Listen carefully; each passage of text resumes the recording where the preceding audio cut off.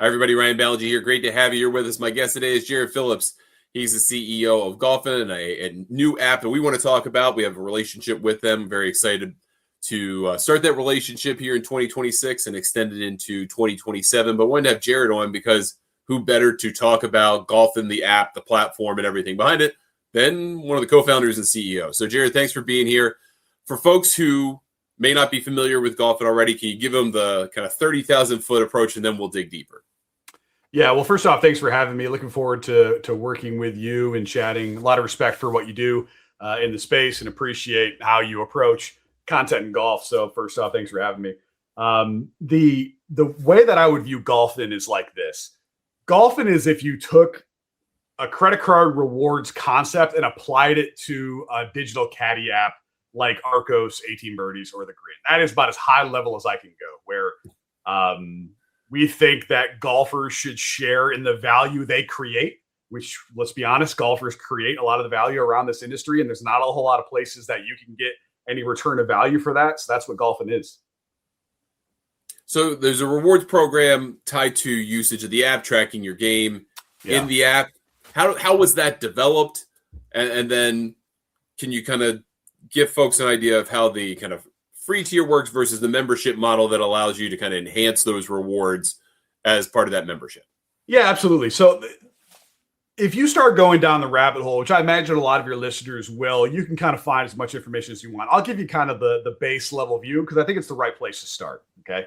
And that requires me taking a step back. And I want to say, first off, for anybody who's like, well, I'm an 18 Birdies user, I'm an Arccos user, I'm a Hole 19. I actively use and pay for all of those apps. Okay. The CEO of a company that is theoretically a competitor uses all of those apps, not just for oppositional research either. Okay. They, in my opinion, serve different purposes. Now, when Arccos launched a decade ago, I was there. I put sensors on my club. I was trying to win my club championship. I was trying to get better, right? I never did win, but I loved the insights. And to me, that was a very cool niche. And I still think they're great at what they do. I think that a lot of the additional apps in the space kind of have this piece that they're very, very good at. It's the sociability with 18 Birdies, the golf watch ability on Golf Shot. Unbelievable. Okay. Like probably feels weird me saying that.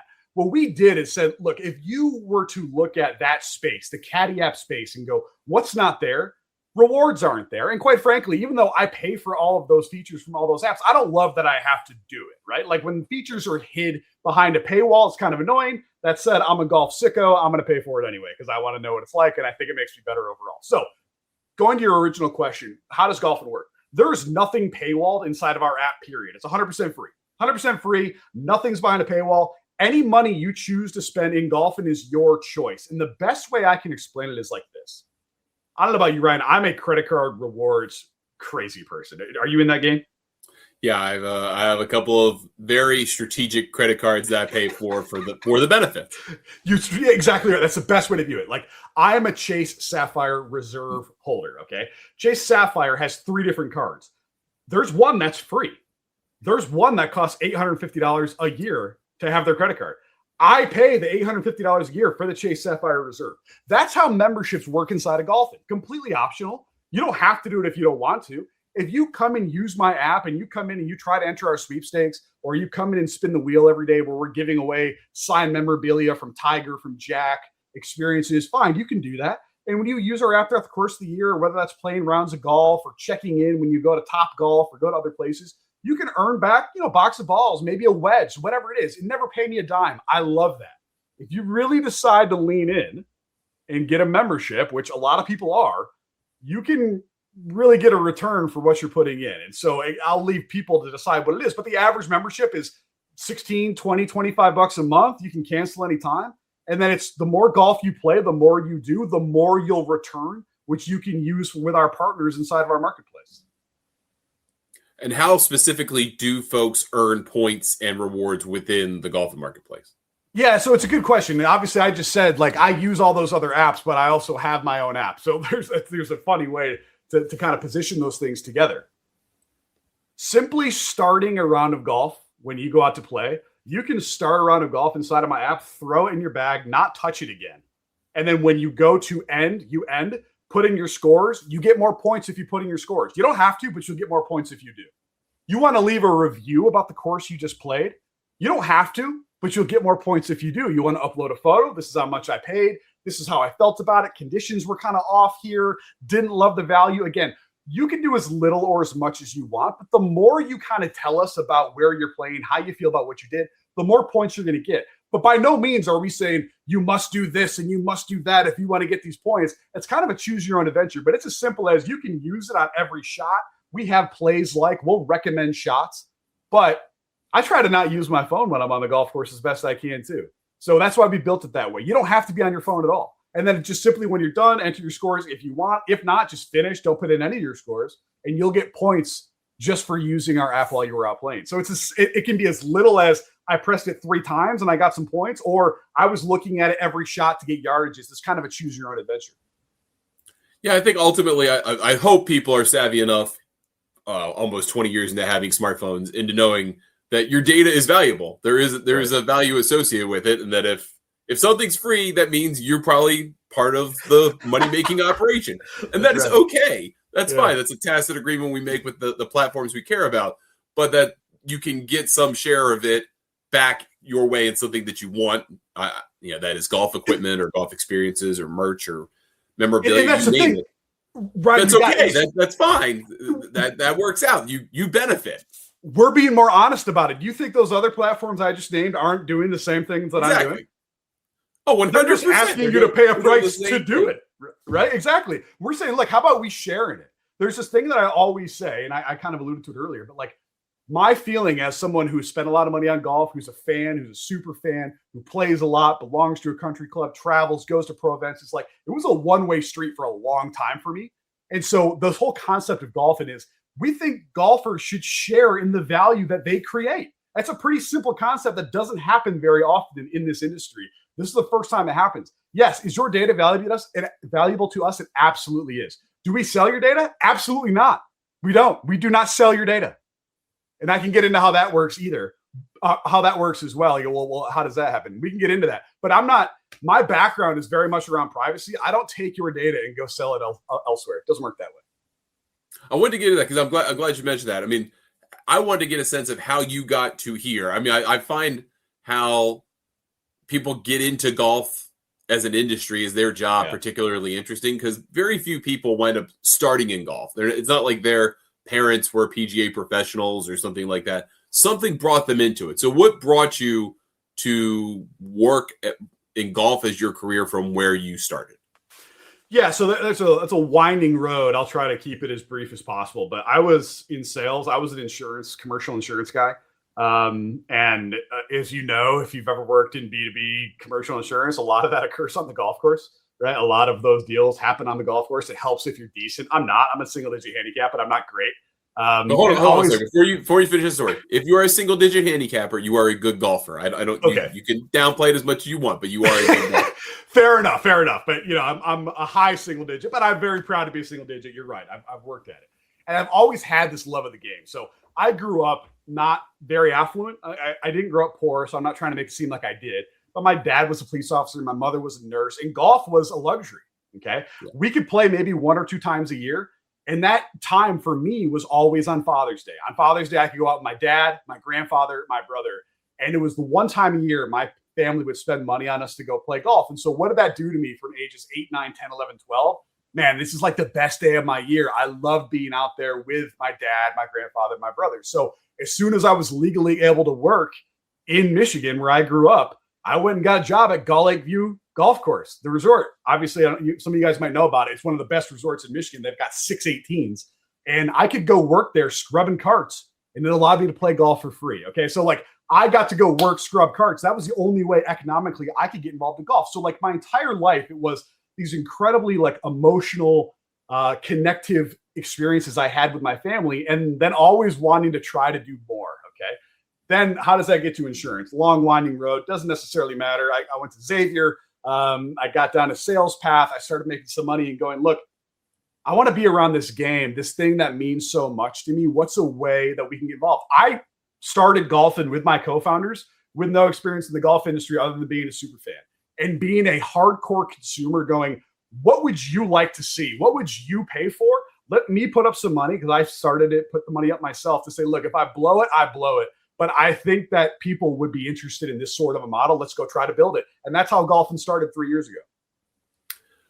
What do you think, kind of being in a few years into it now, what do you think turned out to be the benefits of being an outsider to golf, at least the golf business?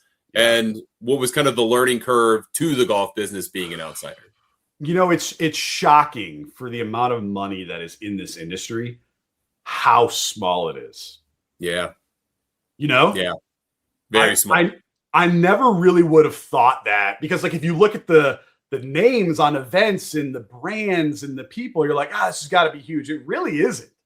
Like guys that work at TaylorMade started at Titleist and then they went to other places, or the people from Kemper went to Troon, or Troon went to Kemper, or like Swag and Bettinardi have their checkered history. And like you have these like interesting kind of things where it's kind of like one enormous high school, which I did not think would be the case. And so there's like some funny drama around that. But as someone who was just agnostic to it, saying, look, I'm coming in and I'm doing something different. One of the things that I saw was like early on when I told people what I was trying to build, it was a lot of like side eye glances. Like, you're trying to do what? You're trying to, that's not really how we do it here. And that was a little off-putting. That was hard to go, look, I'm trying to do this thing where it's more reflective back to users. And this is what I want to do to try to make it happen. So if you think about like the first partnership we ever like signed, the first one that ever like gave us a chance was Strixon Cleveland. Okay. Strixon and Cleveland, I will always play them because they took a chance on me when no one else was willing to. Okay. And what did we do for them? We're the number one distributor for Strixon Cleveland in the Midwest right now.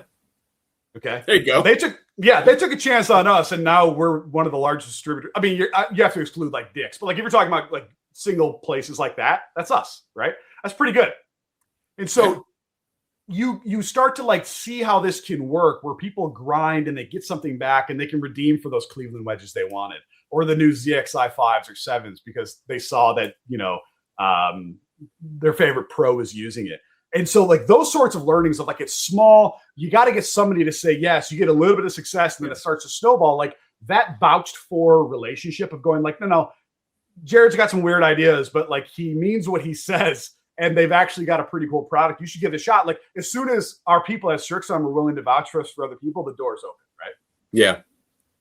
Yeah. I've noticed that was probably my biggest takeaway. And I've talked about this very same idea to other people, particularly women founders. That's kind of come up the last couple of years of golf is a game. Golf business is a game of survival. It is. Yeah. The first year you get looked at like you're a lunatic. Yes. For literally, if you have the best idea in the world, they still think you're a lunatic. But if you can find that right one person, your case Dunlop Sports with Strixon and Cleveland, to say yes, then you, like you said, it's a snowball. You survive, you continue, you get that relationship, and then it just kind of seems to build on itself. And then voila, it seems to work out. But that first, 12 to 18 months, people look at you super skeptically, as though you are trying to rob their house blind, and then they realize, oh no, you're not. You're trying to be part of the team here. Exactly, Ryan. I remember like my first PGA show. I was just walking around, just like trying to get people to talk to me, and this was like before Dunlop had said yes, and it was like, hey, this is what I'm doing. I want to talk to you about it. What do you want to do? I want to try to pay golfers for just playing golf, and everyone was like, what? Which obviously is not what we're doing, but it's a way to get someone's attention, right? Sure. What do you mean you want to pay golfers for playing? Well, kind of. What we're doing is building this nice engaged system where people can come in, and if they really want to grind, they can earn things, and we can showcase your products, but in a way that's more like golfer friendly versus marketing friendly. And it can provide you the showcase. Well, that was how we originally started. And then, who'd we get connected to through some personal connections? Lab.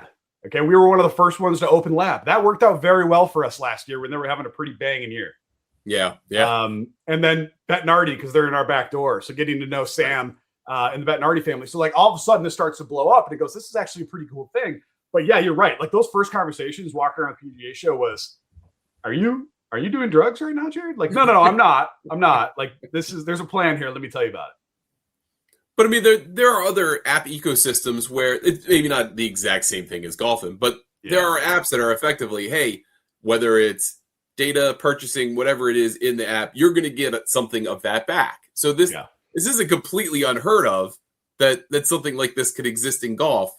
But I guess it's unheard of that you don't just hoard all the money and keep it for yourself. Right. And that's, look, I have this background too, that this is where, to your question you had a second ago, not being in the golf industry, I didn't look at it the same way. Right. I also, like I said, I was fortunate to have done well in my life where I could put the money down to try to start this, knowing that like it'd be the same cost of money putting down to go get an MBA. And I figured I'd learn the same amount, even if I blew it. You know what I mean? So it was like, yeah, well, let me give it a shot. But like, I don't care about what the standards are. I don't care about how these things have been done. I'm a power user who spends 2, 5, 8, 10 grand a year on this game that I love, this feeling I've been chasing since I was 10 years old. I feel like that should be reflected back to me in some way. Here's how I'm going to build it. And so it took a lot of conversations of me saying, you know, here's how this business relationship can work between me and other brands, between GolfN and brands and users. And that was a reset, which is why a lot of people initially told us no. Like, I don't really get it. I need to see someone else do it. Well, obviously, like I said, Dunlop took that chance and paid off really well. Then obviously others did too. And now people are coming in like crazy, where honestly, we just opened Mira last week. If you'd have told me Mira was going to be in the GolfN Points Exchange less than a year after our app officially launched 3 years ago, I'd have fell out of my chair. Yeah, I mean, it's funny to see. I mean, the entrepreneurial side of it, it's just funny to see when things start to kind of, the curve starts to go more vertical. You know, it gets really interesting in that regard. Yeah. So you've got the business side, and that is growing, and that is great. How is the reception to the consumer, and is the consumer for golf more, you know, kind of same question? Are they as skeptical as the golf business side of things, or are they more open to new ideas?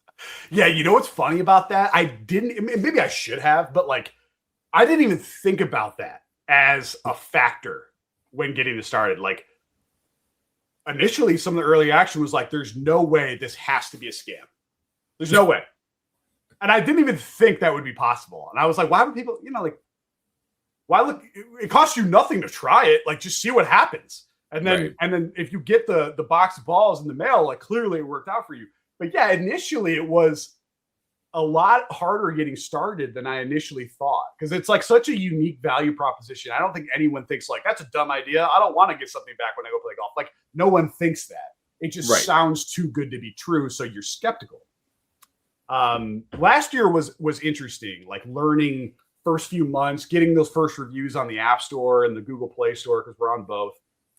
Really understanding what users were saying to like, how can we position this better and understand it, to go, look, being very open that your data is worth something. We're kind of reflecting value back to you. It's not like you can come in here and grind your face off and get $4,000 worth of clubs in 2 months. Okay. It doesn't work like that, but there is something which is better than everyone else. So like, why not give it a shot? And when we kind of changed that messaging to set expectations the right way, there was a huge unlock. And then really, as you might imagine, it takes that first person taking a chance and redeeming for the new DF3i. And then it shows up at their house and they text their boys to go, hey, look what just showed up. Well, that does a lot. And so we see that kind of be someone has to try it. Someone gets, you know, the balls or the putter or the driver or the whatever in the mail. And then all of a sudden they refer 12 people. It's kind of how it works.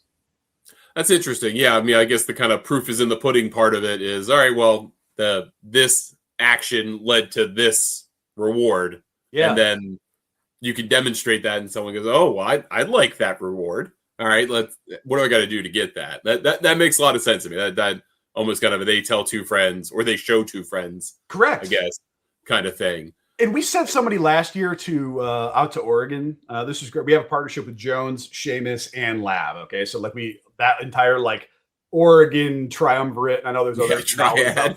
Yeah. So like somebody won a sweepstakes where what did we do? We flew them out to Oregon. You got to walk into Lab and do a custom fitting, get your custom putter done, walked away with that day, and then go to Jones and design a one-of-one bag and go to Seamus and design a one-of-one head cover. And you walked away with it that day. That was back when Lab had like a 4-month wait time. Okay. And so we did that as a sweepstakes. Like 400,000 people tried to win and enter that. One guy won. What did we do? We sent a camera there to go, look, you can't deny when a person's at lab getting this stuff done, this is for real. And I think that sort of proof helped a lot too, to actually build some content around it. I know, like, you and I obviously talked a little bit before this, like the whole content creation thing is tough, but it's one of the best ways to tell the story. And so that was a nice little learning as well. When we got that out, things got picked up. So as a tech guy, sometimes I'm genuinely curious about kind of the population that uses any platform app. Yeah. So what is kind of the bell curve or versus the casual versus the power user versus the someone who's, just a normal person who probably plays golf on the weekends every once in a while? Sure. Yeah. So the breakdown is fascinating. And I will say that, like, it's changing rapidly because we are in 57 countries around the world. So okay. A lot of people said that was probably a bad idea. You should have just stuck to one. But we had investors and users from all over, and it's like, why would I not try to do this everywhere? So over the winter in the Northern Hemisphere, we went heavy into South Africa, Australia, New Zealand, and it blew up. Like, it was great to see people over there playing like crazy because it was cold here. It was cold in the UK. It was cold in Canada, where like our initial user cohort came from. Well, now that's starting to come back like crazy. We've set new round records every week for 6 straight weeks because it's starting to warm up in the US again. Imagine that. Yeah. Where 50% of the golfers in the world exist just here in the US. So you talk about that cohort and who it is. Like, there's one thing that's universal. 58% of our users are under the age of 35. That's probably not that shocking. Look, this is a little bit different, kind of tech forward. Now, not to say we don't have guys in their 50s and 60s using this. We do. They're typically country club users. They go, I play a lot. I can get a lot out of this. Like, that's fine. Right. Good for you. But that casual user of like, hey, you know what? I can play 2-3 times a month. This is worth a shot for me because, you know what? It'll help me get the putter I'm aspiring toward. We see that a lot. And really the path that's pretty universal is, you see somebody download and use the app, they go and play once, and they're like, I don't really know what's going on here. You see them in like forums or on our message board, because there's a social feed inside of the app as well. Hey, how does this work? I don't really understand this. You see them play once. You can spin and win a free membership on our daily wheel spin. It's like this little game of chance, which is a ton of fun. People will win a free round with a membership. So you just get one round, they go play, and then it starts to lock in for them where they go, oh, okay, now I kind of get it. Because on that free pass, you can spin something that allows you to get like a wedge for playing one round. Like, it's a game of chance type thing. So it's kind of fun. Kind of has that casino, like, gamification. You're pulling a slot machine lever. And so once you kind of get people that get past 1 or 2 rounds, like, the adoption just like bell curve, like, up. I get it now. I understand what this can do for me. But there's 4 different types of memberships inside of our app, Ryan. There's one, like I said, as low as $16 a month. There's one that's $900 a month. I didn't think but then you're going to get the max of the max benefit. Correct. And that's the thing. If you're going, look, I'm about to spend $3,000 on a new set of clubs, I bet you can get the same amount for less than $3,000 if you decide to go this route. And other people are starting to figure that out, okay? That you can essentially use this to your advantage to get way more value than what you're planning on spending. And so there's this curve of like, is this real? Oh man, I made more than I thought. You know what? This $16 a month one's pretty good. I've made $30 worth of value on 16. I only played 3 times. That's pretty crazy. And then they kind of self-adopt into it. There's also a guy that won a trip to Carlsbad, California 2 weeks ago. Downloaded our app, has never spent a penny. We flew him out to Carlsbad. He got a free set of 3D printed irons. Got to meet the executive crew, play around a golf out there. He's never paid us a dime. I doubt he ever will. I don't even care. I'm happy for him. I'm thrilled for him. And so those sorts of stories make it easier. It doesn't have to be just for the power user that has the money to blow. Anybody can. Yeah, and I think that's the cool thing about golfing is that there is that gamut of you could probably do a little gamification of it if you thought it all out and got your spreadsheets ready and all that stuff, or you can just get a little extra from using the app and playing golf. And there's a journey there, as you mentioned, that could go any which way, but probably more toward figuring out what you can get out of it. And if you're into that type of stuff, like I'm unfortunately addicted to like those sorts of like mobile type games that are kind of fun and like strategy based. Like I really like those personally. It's probably a character flaw, but like I like those things. Wait, how does this work? Trying to figure it out. That's part of the journey, part of the fun for me. And so we built it that way, where it's not exactly linear. It's not always this action equals this result. There's a couple variables in there that you can work through your behavior. And I think that's part of the fun. But again, overall, we're trying to make it fun. We're trying to get those like priceless experiences like to be potentially realistic. And our partners in golf now are coming in and saying, look, your users are playing so much golf at so many different places. How can we communicate with them? And so that's where GolfN starts to get a little bit different from a business perspective, because again, I'm never going to send your information out ever. But if people want to come in and talk to you, I'm willing to have that conversation, but you'll never see a banner ad for every user inside of GolfN. To me, that's a garbage experience. I just don't like it. But if it's specific to you, the type of courses you play, the clubs that you say you play, you expressed interest in trying to win, performance golf package, going to a VIP school that Martin Chuck puts on, and we have an offer for you. To me, that's value add and doesn't feel salesy or ad-like. It's like, no, I did express interest. I just got a custom offer just for me. Yeah, thank you. Right. I'm still going to decline, but now I understand that it's there. And that was not you just like hitting me over the head with the new driver that I'm not interested in buying, right? Does that make sense? Yeah, as long as you don't get signed up for 27 different email lists that you never agreed to, which if you've paid attention long enough and you've used apps, you've probably had that happen to you. That's right. As long as it happens where you intend it to happen on the platform you want to use, I think that makes all the sense in the world. And that's it. And so long as and clearly being respectful of people's data, the reality, their time, their convenience, that's the point of this app. And that's why I like GolfN. So exactly right. All right. So Jared, thanks for being here first. Folks can download GolfN, GolfN, capital N, on the Apple App Store, or you can get it on Android in the Play Store. Either way. Sign up. GolfN.com. Yeah, sorry, go ahead. You can use GolfN.com as well. You can find out more information there too. Use the promo code GNN when you sign up, and you get a free month of the silver membership, which is what I have. So you can get rewards quicker, which is great. And then over the course of the year, as we mentioned, we're going to be doing a whole bunch of stuff with GolfN, including holes of the week for the major golf tournaments of the week, men's and women's. We'll be highlighting that in the app and how it's easy to use. And more and more content. You'll see more from GolfN, from Jared, and interestingly enough, a lot of Michigan-based dudes and folks related to GolfN. We'll see them throughout the GNN platforms over the course of the year. But it's a great way to kick it off, Jared. Thank you for coming on. Really, really enjoyed it. And we'll talk again soon. Sounds good. Thank you for having me. This was fun.